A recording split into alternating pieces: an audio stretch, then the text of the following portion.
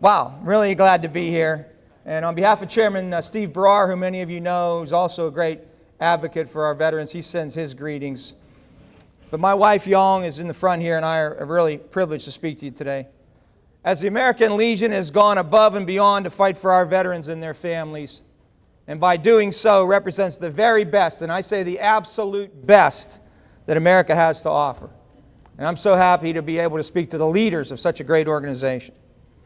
As the subcommittee chairman on the Veterans Affairs Committee, and someone who has spent a career in the United States Air Force as both an NCO and an officer, I know firsthand what the American Legion means to so many veterans across this Commonwealth and across this country. You know, we're in an era right now where there's not a lot of trust in the world. Whether it's a lack of trust in our media, well-deserved I might say, a lack of trust in our Congress, lack of trust in our government in general, lack of trust in some of our business institutions, there remains one institution that has been trusted for 242 years, and that's our armed forces and those who stand with them like the American Legion. Come on, give it up for the armed forces. As a legislator in Pennsylvania, I stand firm when I say the care of our warriors coming back should be one of our state's greatest concerns, and I will fight for this as long as I'm in Harrisburg. It is crucial that I, along with my legislative colleagues, listen to the concerns and needs of the American Legion, so when we are here in Harrisburg and we return from our districts up here to Harrisburg, we can accomplish great things for our state's bravest heroes, our veterans. As the grandson of a World War I veteran, the son of a World War II D-Day veteran, I stand in awe of the long history of the Legion and how it has become woven into the fabric of our country. As a veteran myself, I'm eternally grateful for the American Legion's unfailing support for veterans.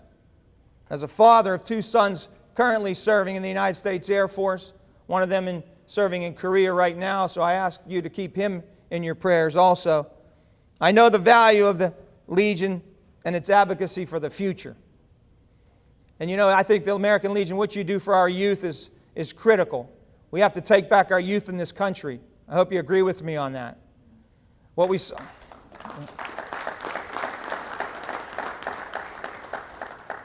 That speech that we saw earlier on the American flag by one of our young people, I thought that was great. Well, we're not teaching patriotism to our young people today. We need to get back to teaching that. Symbols are important. That flag is a powerful symbol. Many people have risked their lives, as you know, as you all have, and even given their lives for that flag. And I know I've been in harm's way, and I know when I felt lost, I can remember and not knowing, I was disoriented, not knowing where I was, and I turned and I saw that flag flying, how powerful that was, how comforted I felt to see that flag there. We've got to honor that flag, and we've got to teach our young people to do so.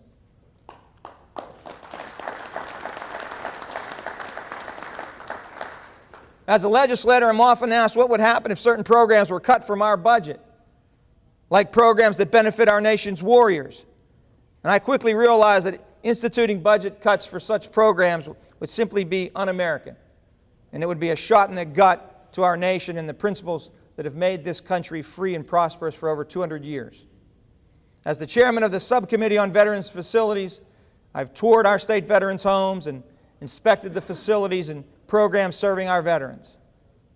Whether historic facilities like Soldiers and Sailors Home in Erie to newer facilities over in Philadelphia, we are adapting our resources to best serve those who already served us.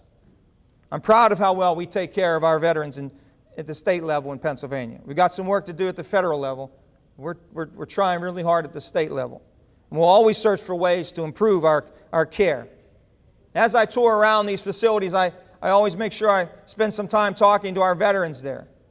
And you know veterans, GIs, they like to gripe, right? That's our right. That's the GI's right. So there's always some complaints, but by and large, our veterans really are grateful and appreciate the care that we deliver in our state-level veterans facilities. I'm also proud of the long list of legislation we've passed and continue to pass, assisting our veterans. My colleagues and I in the General Assembly have been working hard to pass bills that will help our warriors.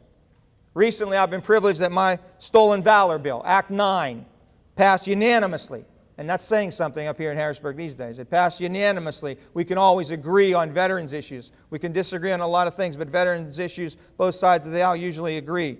It passed unanimously and was signed into law just a week or so ago. This bill preserves the valor of our vets and provides consequences to those who would soil that honor by falsely using it to make money unscrupulously.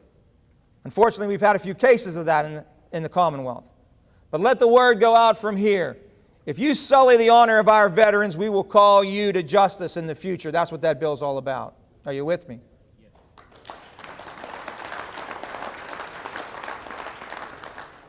My other veterans bill waiting for the Senate to finish passing is House Bill 165.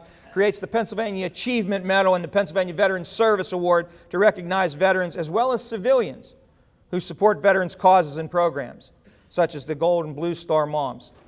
So I encourage you to talk to your state senators, make sure they push that through in the fall when we come back. It's ready, it's all queued up, ready to go. Another important bill that we're passionate about in the Veterans Affairs Committee is House Bill 1415, which would establish a veterans lottery ticket, with the proceeds going to the state veterans funds.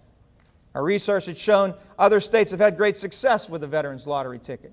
And there's absolutely no reason why our state can't achieve similar success with this idea and raise more to fund different veterans programs across our state.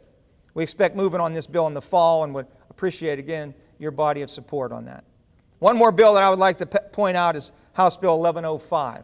This one is extremely important to the American Veterans Posts. House Bill 1105 would exempt the veterans service organizations such as the American Legion and the VFW from the realty transfer tax when the home association property is transferred to the VSO. This would save the American Legion a lot of money that can be used in much more important areas, and this legislation will be moving soon. So whether it's property tax exemptions for disabled veterans or civil service enhancements or simple recognition, we are determined in our legislature to improve the life of veterans. Being a state representative, I'm always asked about the budget. Just like any given year, the state budget will never be perfect. As you know, we're about $1.5 to $2 billion short.